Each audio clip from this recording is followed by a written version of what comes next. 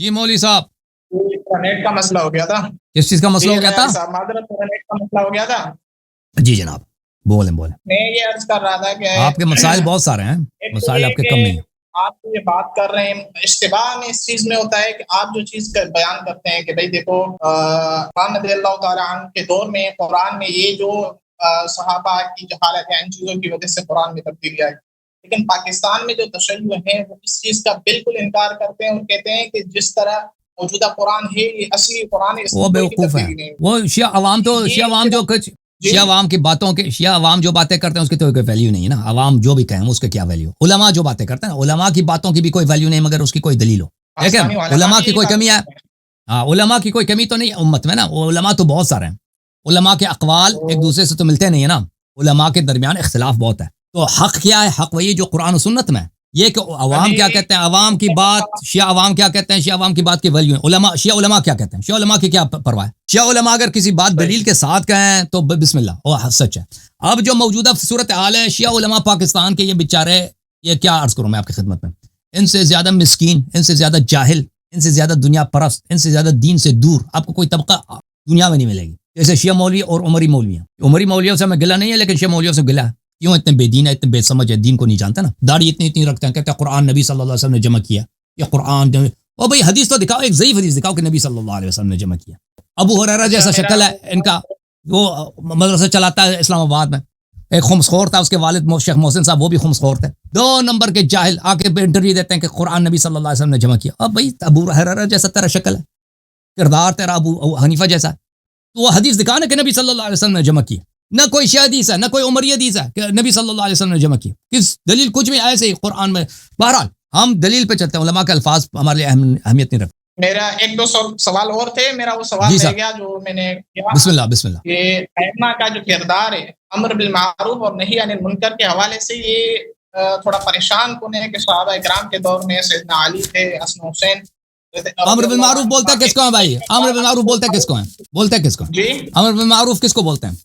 امر بالمعروف بھلائی کا حکم کرنا، برائی سے روکنا. تو آپ کہتے ہیں کہ امام حسن، امام حسین، امیر المومنین علی علیہ السلام نے انہوں نے بھلائی کا حکم نہیں دیا، یہ کہتے ہیں؟ میں نہیں کہہ رہا. یہ کوئی عاقل، کوئی دنیا میں کوئی سمجھدار آدمی یہ اس کا سوچ بھی سکتا ہے؟ نہیں، میں نہیں کہہ رہا، میں سوال کر رہا ہوں. دیکھیں آپ نے کیوں بولا ہے کہ اہل بیت علیہ السلام نے امر بالمعروف نہیں کیا؟ داڑھی آپ کی ہے، عقل کہاں ہے آپ کی مولوی صاحب؟ آپ کہتے ہیں اہل بیت علیہ السلام نے امر بالمعروف نہیں کیا. امر بالمعروف کا مطلب کیا؟ بھلائی کا حکم دینا. تو کس نے بولا کہ بھلائی کا حکم انہوں نے نہیں دیا؟ کوئی مسلمان یہ کہہ سکتا ہے؟ سوال تو پورا سنیں نا. سوال تو کرو دوبارہ سوال کرو. ابو بکر صدیق کی خلافت آپ کے باطل ہے، وہ ان کی تائید کر رہے ہیں، خلافت میں بیعت کر رہے ہیں، مشیر بن رہے ہیں. وہ حدیث دکھاؤ شیعہ حدیث جو صحیح ہو. ہم اس کا جواب دینا ہماری ذمہ داری ہے کہ انہوں نے ابو بکر کی خلافت کی تائید کی. بسم اللہ. پورا سنیں نا. بیعت نہیں کی ابو بکر کی؟ نہیں بیعت نہیں کی. بیعت دیکھو، بیعت امر معروف نہی عن منکر نہیں ہے. بھلائی کا حکم دینا، برائی سے روکنا یہ الگ چیز ہے. اگر آپ اپنی جان بچانے کے لیے کہتے ہیں کہ میں آپ کی خلافت مانتا ہوں، میں آپ مجھے قتل نہ کرو، میرے شیعوں کو قتل نہ کرو، آپ کی خلافت مان لیا بھائی، یہ امر بالمعروف نہی عن المنکر ہے. اس سے یہ ابطال باطل ہے، یہ نہی عن المنکر ہے. ابو بکر کے خلافت کو باطل بتا دینے والا. اگر آپ دنیا جانتی کہ آپ مکرہ، ایک منٹ، اگر آپ مکرہن کسی نے آپ کو اکراہ کیا ہے، آپ اکراہ کی روح سے پوری دنیا جانتی کہ اکراہ ہے، آپ رضا سے نہیں کر رہے، آپ نے کہا کہ بھائی میں آپ کی خلافت کو مان لیا، آپ مجھے قتل نہ کرو. اگر کسی نے شیعہ نے یہ بھی کیا بھی ہے، ٹھیک ہے نا، یا کسی اہل بیت علیہ السلام کے فرد نے کیا بھی ہے، یہ خود امر بالمعروف ہے، وہ ابطال باطل ہے، احقاق حق ہے. یہ پوری بلند آواز سے کہنا کہ یہ باطل ہے. زہرا سلام اللہ علیہا نے جب ابو بکر سے بات کرنا چھوڑ دیا، ٹھیک ہے نا، اور جب وہ جو ہی اس نے حدیث سنا انما معاشر الانبیاء لا نورث ما ترکنا، سے بات کرنا ہی چھوڑ دیا اور نماز جنازہ تک بھی خبر نہیں کیا. زہرا سلام اللہ یہ ابو بکر کا بلکہ تکفیر نہیں ہے. میری بات میں کہوں ابھی. بسم اللہ. یعنی سیدنا علی رضی اللہ تعالیٰ عنہ کی پوری زندگی اسی خوف میں گزری کہ مجھے یا میرے شیعوں کو قتل نہ کر دیں. جب تک وہ ان تینوں کے پاس حکومت تھی، جی ہاں، جب تک عثمان قتل نہیں ہوا، جی ہاں بالکل حکومت ہے. خوف نہیں، دیکھیں خوف نہیں تھا کہ وہ مجھے قتل کر دیں گے. دیکھیں امیر المومنین قتل شہید ہونے سے نہیں ڈرتے تھے، کیا وہ خائف تھے، بزدل تھے، ڈرتے تھے؟ یہ آپ کے الفاظ غلط ہیں. لیکن ان کو پتا تھا کہ اگر میں ان کے خلاف تلوار اٹھاتا ہوں تو یہ سامنے سے بیٹھ کے نہیں دیکھیں گے کہ ماشاءاللہ علی لڑ رہے ہیں ہم سے، ہم کچھ نہیں کریں گے. وہ بھی سامنے سے اپنے سپاہیوں کو لائیں گے نا. دنیا میں ایسا کوئی حکومت نہیں ہے بھائی چاہے وہ مسلمانوں کی حکومت ہو یا منافق کی حکومت ہو یا کافر کی حکومت ہو، اگر آپ اس کے خلاف تلوار اٹھائیں یا اس کے خلاف جدوجہد کریں، وہ آپ کو آزادی دے گی. دنیا میں کوئی ایسی حکومت نہیں ہے، ٹھیک ہے نا، کوئی آپ کو برداشت نہیں کرے گا. آپ دنیا کی ہر حکومت دیکھیں، وہ بیوقوف نہیں ہوتے، پاگل نہیں ہوتے.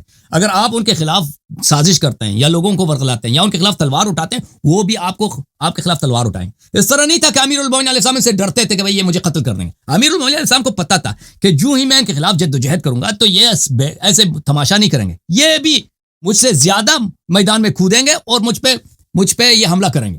اور نتیجہ کیا ہوگا؟ میرے پاس اتنے یہ سپاہی نہیں ہیں، میرے پاس اتنے سپورٹرز نہیں ہیں. عرب سارے میں میرے دشمن ہیں، صحابہ سب میرے دشمن ہیں. میں تلوار اٹھاؤں گا تو میں اکیلا میدان میں رہ جاؤں گا، میرے سب ساتھی شہید ہو جائیں گے، میرے اہل بیت شہید ہو جائیں گے اور میں بھی شہید ہو جاؤں گا. اور رسول صلی اللہ علیہ وسلم نے اسی بات سے ان کو منع فرمایا تھا، ٹھیک ہے نا. تو یہ کب تک تھا؟ جی ہاں بالکل، ابو بکر کے بیعت سے لے کر عثمان کی قتل تک یہ بات ان کو پتا تھا، بخوبی پتا تھا کہ اگر میں ان کے خلاف کچھ کروں تو یہ بیکار نہیں بیٹھیں گے. سیدنا علی نے اپنی خلافت میں کیوں نہیں کیا کچھ؟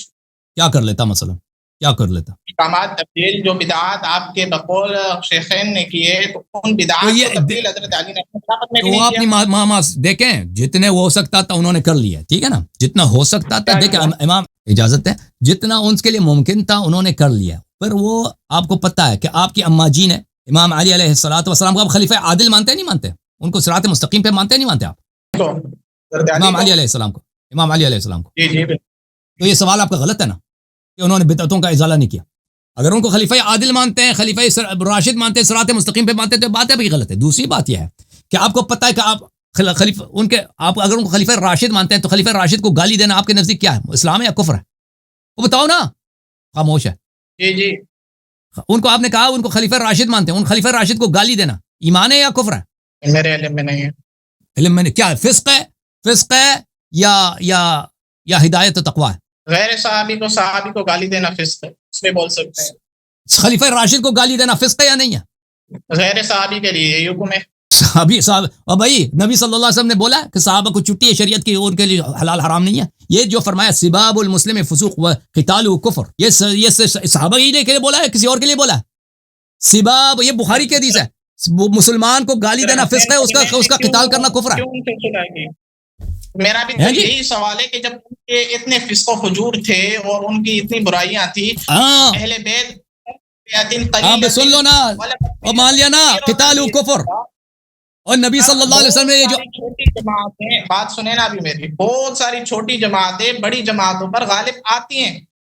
جب حضرت حسین رضی اللہ تعالی عنہ نے کربلا کے میدان میں گئے، بڑا لشکر تھا، وہ لڑنے کے لیے نہیں گئے تھے، اس کے لیے بیعت کرنے گئے تھے. وہ گئے تھے اپنی جان بچانے کے لیے، مکے میں شہید ہو جاتے. جان بچانے کے لیے وہاں جانے کی کیا ضرورت تھی؟ مدینے میں بیعت کر لیتے، تسلیم کر لیتے. مدینے میں بھی شہید ہو جاتا ہے، مدینے سے بھی نکلے تھے، وہ کہانی لمبی ہے، وہ مدینے میں بھی شہید ہو جاتے ہیں. دیکھو بھائی یہ آپ کہتے ہیں نا، دیکھو یہ میں آپ کے سوال کا جواب دے رہا ہوں. آپ سوال کو دیکھو، سباب المسلم فسوق آپ کہتے ہیں یہ غیر صحابی کے لیے. نبی صلی اللہ علیہ وسلم نے کہاں بولا کہ یہ غیر صحابی کے لیے؟ یہ صحابہ ہی کو تو بولا کہ مسلمان کو گالی دینا فسق ہے اور اسے لڑنا کفر ہے کہ نہیں؟ صحابہ کو بولا، فاسق کو مقتدا بنانا، ٹھیک ہے نا، صحابہ ہی کو بولا نا، فاسق کو امام بنانا، اس کو فاسق کو اللہ لعنت کرے اس پہ جس کو فاسق نے امام بنا. اب آپ نے کہا کہ امام علی علیہ السلام نے بدعات کے خلاف جہاد کیوں نہیں کیا نا؟ اب میں آپ سے پوچھتا ہوں کہ آپ اپنے اما جی، آپ نے جب خود اعتراف کیا کہ امیر المومنین سب خلیفہ راشد ہیں، خلیفہ راشد بھی نہ ہوتے نا، ایک عام مسلمان تو ہیں، اس سے قتال کرنا کفر ہے. آپ کی اما جی جب لشکر لے، آپ خاموش، ایک منٹ بھائی صاحب، مجھے بات کرنا ہے، میری بات نہ کاٹو. آپ نے سوال یا ایک سوال چلتے ہیں نا، پھر اگلے سوال کی طرف. آپ 4-5 سوال اکٹھے کرتے ہیں. امام حسین علیہ السلام کربلا میں کس لیے گئے؟ پہلے سوال کو تو کریں نا کہ امام علی علیہ الصلوۃ والسلام، پلیز بات کرنے دو. آپ نے ایک سوال کیا کہ انہوں نے ازالہ بدعت کیوں نہیں کیا نا، اس کا جواب تو سن لو نا. جب آپ کے اما جی اور آپ کے مامو جی اور صحابہ ان کے خلاف کھڑے ہو گئے، سب ان کا ارتداد ہے کہ نہیں؟ جب رسول صلی اللہ علیہ وسلم نے فرمایا کہ ایک مسلمان سے لڑنا کفر ہے، اور جب ان کی حدیث ہے انا حرب لمن حاربکم، جو آپ کے ساتھ لڑے وہ مجھ سے لڑتا ہے، اے بھائی عام مسلمان ہوتا تو اسے لڑنا کفر ہے. اب تو خلیفہ راشد بھی ہے نا، اور یہ اس کے لیے خاص حدیث بھی ہے کہ ان سے لڑنا خود نبی صلی اللہ علیہ وسلم سے لڑنے کے مترادف ہے. اور پھر اس کے بعد یہ بھی حدیث ہے لعہد النبی الامی لا يحبنی الا مؤمن ولا یبغضنی الا کافر الا منافق، کہ نبی ایمان کی علامت ہی امیر المومنین علیہ السلام کی محبت ہے. تو پتہ، پلیز خاموش نا، پلیز خاموش، ایک سوال کا جواب میں دوں نا، بات کرو. ایک سوال ہے نہیں ایک سوال کا میں جب خاموش ہو جاؤں نا پھر بات کر لیں. نہیں میں جواب میں ختم میں خاموش ہو گیا تو آپ بات کر رہے ہیں. میں نے ایک سوال کا جواب دیا ہے. آپ بات کرنے دے رہے ہی نہیں ہو. تو آپ نے ایک سوال کیا نا اس کا جواب دوں پھر اس کا آپ سوال کا جواب نہیں دے رہے ہو. آپ اوپر سے سوال کر رہے ہو. اوکے بھائی صاحب یہ شخص سے گفتگو کرنا ناممکن ہے. جب سوال کرتا ہے اور جواب نہیں دینے دیتا. آپ نے جو سوال کیا کہ مولا امیر المؤمنین علیہ السلام نے ازالہ بدعت کیوں نہیں کیا, تو اس کا جواب یہ ہے کہ امیر المؤمنین علیہ السلام کے سامنے پوری امت مرتد ہو گئی تھی. مرتد امت ان کو ازالہ بدعت کرنے نہیں دے رہا تھا. ارتداد کی کیا دلیل ہے؟ عائشہ کا قتال امیر المؤمنین علیہ السلام سے جنگ جمل. جب تم نے خود روایت کی کہ ایک عام مسلمان سے لڑنا کفر ہے, عام مسلمان سے لڑنا کفر ہے, تو امیر المؤمنین علیہ السلام سے عائشہ لڑ کر اس نے اپنے کفر کی تائید کیا. صحابہ نے جو ان کے ساتھ دیا طلحہ زبیر وغیرہ انہوں نے اپنے کفر کا اعتراف کر لیا. وہ خلیفہ راشد بھی ہیں, عام مسلمان بھی نہیں ہیں. ٹھیک ہے نا. میں نے کہہ دیا حرب لمن حاربکم. رسول صلی اللہ علیہ وسلم نے فرمایا کہ ایمان کی پہچان امام علی علیہ السلام کی محبت ہے. یہ سب باتیں اس سے کیا دلیل ملتی ہیں؟ اس سے پوری امت جب مرتد ہے, جب امت ان سے تو یہ آپ کی عقل کی دلیل ہے کہ انہوں نے ازالہ بدعت کیوں نہیں کی؟ جب امت مرتد ہو چکی ہے, ان سے لڑ رہی ہے, کس بدعت کا وہ ازالہ کر لیتے ہیں. ٹھیک ہے نا. تم جب اس سوال کا لے کے آنا جواب لے کے آنا پھر اگلے سوال کر لینا. ٹھیک ہے بھائی. یہ بھائی ایکس مسلم آئے ہیں. ایکس مسلموں کا یہ ہے بھائی جیسے جماعت مریا کا عقل نہیں ہے, ان لوگوں کی عقل نہیں ہے. اب دیکھ لینا کہ میں جھوٹ نہیں کر رہا. ایک منٹ میں بھائیو ایک منٹ میں ایک بریک لیتا ہوں 10 سیکنڈ کے لیے, میں واپس آتا ہوں.